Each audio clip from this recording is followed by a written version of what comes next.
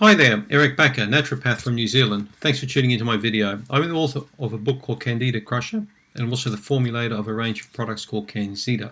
Thanks for checking out my video.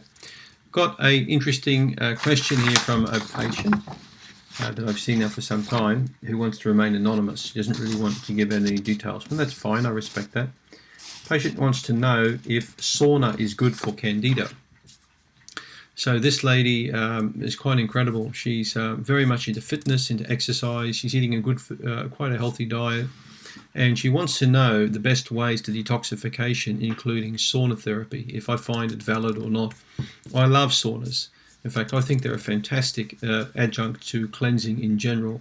And if you look at people in many countries, Scandinavian countries, for example, have been doing sauna now for generations. So it's a really good way to clean up the body. It heats the body up. Your skin's your largest organ. And when you can eliminate toxins through the skin, 15-20% of all toxins get cleared through the skin. So by warming up the body to no more than about 100 degrees, say 43 Celsius, is a good way to eliminate a lot of garbage out of the body. So Candida produces many different kinds of toxins, and so do bacteria.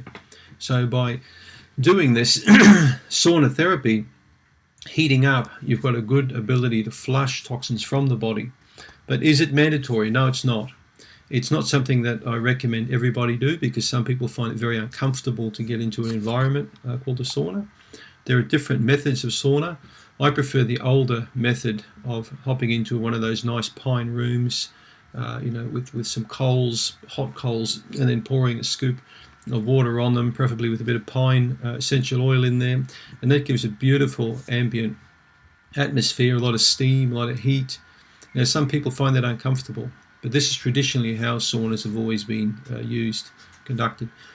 The newer method is infrared sauna, using bulbs or tubes that emit an infrared light into your body, so the room doesn't really get hot. A small room. You can actually buy these small mobile kind of devices.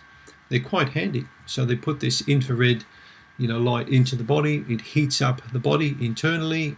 Tissues get warmed up, and you perspire quite promptly. So either way, the old method or the new method, whatever turns you on. But yes, I think sauna therapy, when conducted properly, is fantastic for cleansing the body in general.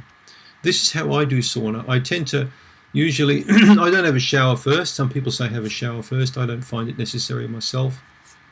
Obviously, take your clothes off, go down maybe to your underclothing, your briefs or panties or whatever you want to wear in there. Put a towel around you. You hop into the sauna, and with the steam one, the ambient one I was telling you about, I will normally sit in there for about 5 or 10 minutes and get quite warm, get very hot, and start perspiring. When I start perspiring reasonably well, I hop out. I go straight out of there.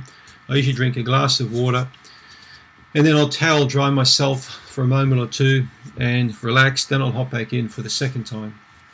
And I found the second time is when the pores of the skin open right up, and this is when you perspire very, very heavily. Perspiration seems to come out of places you didn't even know that you could perspire from. It's remarkable how much sweat you can lose with the sauna. And then I'll put another scoop of water on the hot coals, and I'll just sit there for a while, for a good 10, 15 minutes, 20 minutes, and I'll really take it in. It's my time to relax. I love this warm, humid, moist environment. Steam rooms are another thing you can try out, a room called a steam room. Now, you need to be careful with sauna therapy if you've got blood pressure issues or on certain medications. So you might want to check with your healthcare professional before you say, yes, Eric, I'm going to do sauna.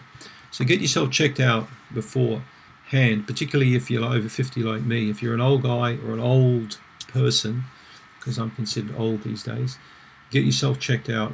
You should have a medical at least once per year anyway. So find out that everything is okay. And the second tip I'll give you is make sure you drink plenty of water.